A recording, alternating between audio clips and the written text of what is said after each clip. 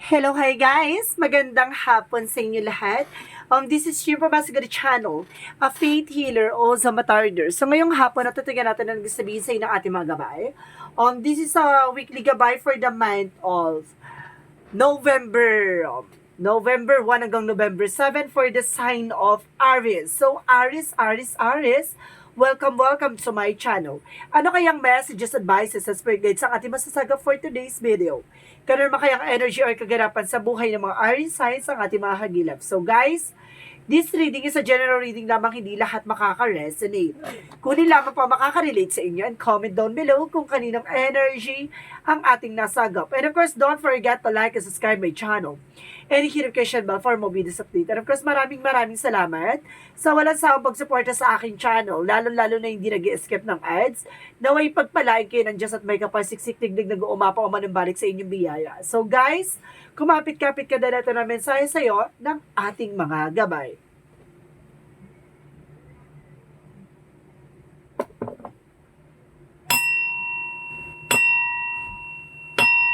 Angel Spirit Messages, bigyan mo ako ng mensahe at bulabog para sa mga kapatid nating Aries. Angel Spirit Guides. Oops. There is an Ace of Swords. There is a breakthrough. May tagumpay dito ha. In fairness, may tagumpay. There is success dito. At the same time, there is a Seven of Cups. There's a lot of opportunities, no? Kumaga magkakaroon ka ng mental clarity dito sa lahat ng confusion, sa lahat ng mga gumugulo sa isipan mo, no? Additional messages. And of course, there's white nomen. Ibig sabihin dito, there's a white divinity or there's a good energy coming in for you, no? Maraming mga positive energy or nakakapag-attract ka ng mga good energy as all, no? Because there is a Knight of Wands. So, there's a final push or there's an information na malapit ka na rin sa success, no? Or may mga bagay na ginagawa ka na, kumbaga, konting pagtsatsaga, no? At makukuha mo rin na yung mga bagay na inaantay mo or gusto mong makuha. Additional messages. And of course, there's a the lovers. So, some of you there's a lovers. Ibig sabihin, may love life, may partner, may asawa, ganon. And of course, there is a Two of Cups. Sa partnership, it's not all about love life. No? Kumbaga, itong tao na to is, there's a partnership involved about sa business, trabaho, negosyo, hanap buhay, ganon. So, what is the Ace of Swords? There is a Wheel of Fortune. Wow! A breakthrough. Kumbaga sinasabi sa dito na ang kapalaran talaga naka-adjust sa'yo bilang isang parang biglang parang sinasabi ng ang itong nakatadhana sa'yo na magtatagumpay ka in the near future. Parang gano'n. And gusto, oh my God, there's a negative and positive, no? Positive and negative energy.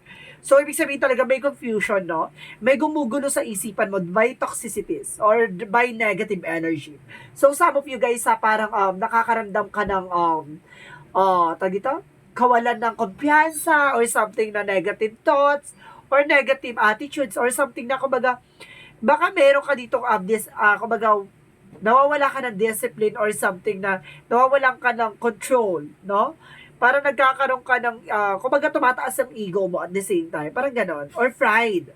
Because there is a Seven of Cups. Kumbaga there's a confusion. Parang magulo ang isip mo. So what is the white namin? There's an Ace of Cups. Wow. Kumbaga atong white namin yan, sinasabi na represent ng good energy is a new romance. No? A new romance. And of course, white is the Knight of Wands. So, there's a devil energy. My goodness. Ibig sabihin dito, may humaharang, no? May humaharang na pumasok sa iyo. Kumbaga, pagod na pagod ka na, pero bakit ganon? Same pa rin yung eksena, no? Kumbaga, kikita ka, kumbaga, para sa panggastos, pambayad lang, hindi ka nakakaipon. Bakit ganon? Nalaki naman na nahawakan mo. So, tendency, there's a devil energy. So, kailangan talaga mag-cleansing, no? Para at least nare-release tong negative or black magic involved sa inyo. Kasi there is a devil and the black namin. So, there is a possible na talagang merong kang negativity, no? Kumbaga, talagang merong gumagawa sa behind your back. Let's see what is the lovers. What is the lovers? Let's see what is the lovers. Angel Spirit Guides. There's a that card. So, there's an ending and a new beginning. So, some of you guys, may natapos, or some of you guys parang nagkaroon ng asawa, na byuda, or na byudo, or something na that card, kumbaga magkakaroon daw ng bagong simula sa inyo ng person mo. No?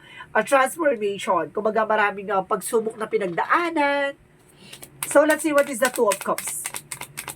What is the Two of Cups?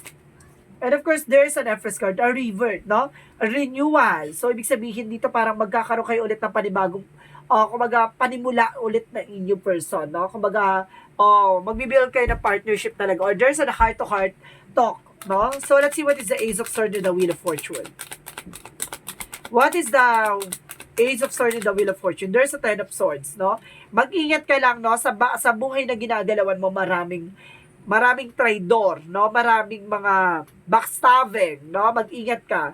So, sinasabi rin dito na kung ano man, sino man tong trumaydor sa'yo o nagloko sa'yo or gumawa ng eksena sa'yo, kumbaga, maaaring kakarmahin to as soon as possible. So, what is the Seven of Cups and the Black namin? And because there's a Nine of Pentacles. So, ibig sabihin dito, ginugulo ka nito para hindi mo makuha itong talagang nakalaan or prophecy na para sa'yo, no? Kumbaga, there's a Nine of Pentacles, there's a blossoming abundance. Ibig sabihin dito, marami oportunidad na papasok sa about sa resource of income. Pero tendency, kumbaga kabaligtaran, no? Kumbaga, hinihigop nito yung swerte mo. May taong humihigop ng swerte mo. So, let's see what is the White namin and the Ace of Cups. White namin the Ace of Cups. There's a King of Swords and the Moon card. So, ibig sabihin dito, there is an information na kailangan mo maging wais at maging matalino sa pagdesisyon. And of course, the Moon card is a truth reveal, no? Kumbaga, nasa harap mo na yung traidor. Kumbaga, nagbubulag-bulagang ka lang. Ganon, no? Parang alam mo na, ganon, nagtatanga-tangahan ka lang. So, let's see what is the White, the Nine of Wands, and of course, the Devil card. So, there's Three of Swords. Oh my God! Talagang ginagawa ka nito ng talagang ginagawa ka nito ng pain or sakit, kumbaga ginagawa ka nito ng karamdaman, no? Physically and mentally. So, let's see what is the Lovers in the Death card. O some of you baka na meron ng na ano sa inyo, no? Meron ng na gawan to or na kumbaga nadali, no? Sa inyo. And because there is an Eight of Swords, kailangan mong kumawala sa negativities. So, see? Kumbaga, some of you baka family-related or friends or toxic family ang gumagawa sa'yo. And of course, there's an Eight of Swords, no? Kumbaga, there's lot of blockages. There's a lot of blockages. So, let's see what is the Two of Cups and the Empress card. There's a Nine of Swords, no? Kumbaga, nagkakaroon ka ng anxieties, deception, depression, and stress. And kasi tendency, kumbaga, hirap ka sa pagtulog talaga, no? My God. So, ibig sabihin talaga dito, there's a toxicities around you. So, let's see. Gusto ko malaman, to clarify this reading. Sino to? At family-related ba or something? And of course, there's the Sun card. There's a pure positivity. And of course, the Page of Wands. Makukuha mo yung balita to at makikilala mo kung sino sila. No? And of course, sinasabi dito, there's Queen of Pentacles, a mother figure. So, some of you maaaring biyanan mo or stepmother mo or something. Or sister-in-law mo or something. Kumbaga, there's a mother figure. And because there's the Hangman, no? Kumbaga, there's new perspective, no? Baguhin yung perspective. At the same time, there's a delays, no? Ginagawa nito ng delays or something pagbagal ng pagpasok na maganda kapalaran sa'yo. So, let's see what is the Yin and Yang Oracle card. Let's see what is the Yin and Yang Oracle card. There's a solid foundation. So, some of you guys, yung person nyo, ay talagang solid foundation. Of course, there's a family in home. My God. Kung ibig sabihin, there's a toxic family talaga. Additional messages. And of course, there's an empathy, a breakthrough. Huwag ka mag-alala, no? Magtatagumpay ka at the end of that time.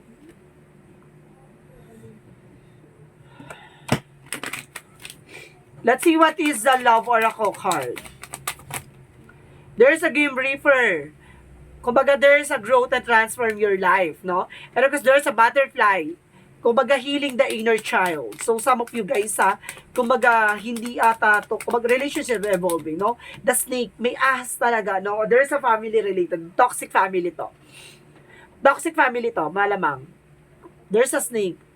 Parang, nahihirapan ka pakawalan or something. Kumbaga, parang ganun siya. So, let's see what is additional messages. Or sinasabi daw dito, kailangan nyo na raw tapusin tong ginawang blockages sa'yo or sumpa. Ganon. So, what is the Montology? Montology is you're very close to achieve your goal. Napakalapit mo na para maisakatuparan yung mga pangarap mo, yung mga hangarin mo, yung mga plano mo, ganon. So, let's see what is additional messages for this message for you, for Angel Spirit Guides. And of course, guys, there's called soul gift and training, and it's time to step up. No? Kailangan mong bumangon. And because there's a perspective. Di ba? Kailangan nyo baguhin yung perspective nyo. No? None of this matters. So, ibig sabihin yung mga bagay na alam nyo walang kabuluhan or something. Di ba? Dead man. Additional messages. And of course, there's an acceptance. Kumbaga, some of you guys have, kumbaga, pagtanggap. No? Ang problema dito yung pagtanggap. Additional messages. There's a regret, no? May panghihinayang na hindi na mababalik yung nakaraan or something. Kumbaga, there is an acceptance. Siguro hindi ka tanggap ng person, ng family ng person mo, ganon. Or either, baligtad, no? Kumbaga, sa mga cross-watcher dyan, baka baligtad, no? Kumbaga, baka ikaw yung hindi tanggap or siya hindi tanggap ng family mo, no? Because there is a perseverance, no? Kailangan nyo magtiyaga. Pagtiyagaan, no? And of course, there's an empowerment, no? May lakas kayo talaga. And of course, may, dapat alam nyo yung grounds nyo at the same time. And of course, there is a go for it, no? Kailangan mo ilaban. So, let's see what is this energy. Let's see what is this energy.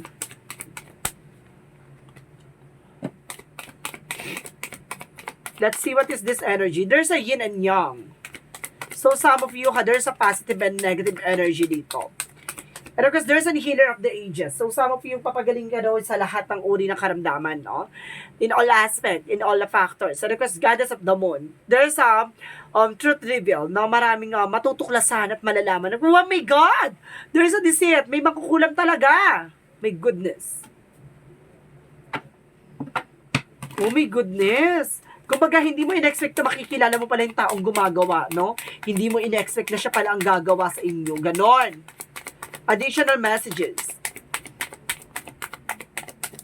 Oh my God, oh my goodness, there's a release, no? Kailangan nyo i-release ng negativity, and because there's a vanity, no? Kumbaga, alisin nyo daw yung mga bagay na, yung attitudes nyo, or yung mga, yung mindset nyo na mga bagay na kung gusto nyo yung mga bagay na hindi naman kailangan binibili nyo, or gano'n. Para, of course, there's a grip, no? May mga bagay na hindi nyo na mababalik. Kumbaga, it's an opportunity to learn. So, let's see what is Archangel Raphael. Let's see what is Archangel Raphael. Archangel Raphael, messages for you. Jesus the Divine Healer. So, ibig sabihin dito, nandito si Jesus for you para pagalingin ka sa uri ng karamdaman. So, kailangan mo talaga ng protections, no? And of course, ng guidance. Let's see what is additional messages. And of course, sinasabi dito, that time to decide now. Kailangan mo mag-decision ngayon as soon as possible. And of course, there's a writing. Ibig sabihin dito, you heal the right and teach and entertain with the word you write. Ibig sabihin dito, yung mga bagay na, kumbaga, nakakapagbigay ka ng advices, messages sa ibang tao, no? Even ikaw, kumbaga, maaaring kailangan mo ng advices or message sa iyo ng isang tao, no? Para makatulong. So, let's see what is the Montology. So, there is a soulmate. So, there's a soulmate connection with two of you ng iyong person. So, let's see what is Archangel Michael messages for you. What is Archangel Michael messages?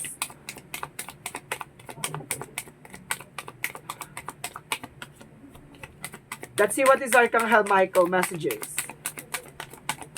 Okay, you created the situation and you have the power to change it. Ikaw naglagay sa sitwasyon mo, ikaw din makakagawa ng paraan para makaalis ka dyan. Jesus loving quotes.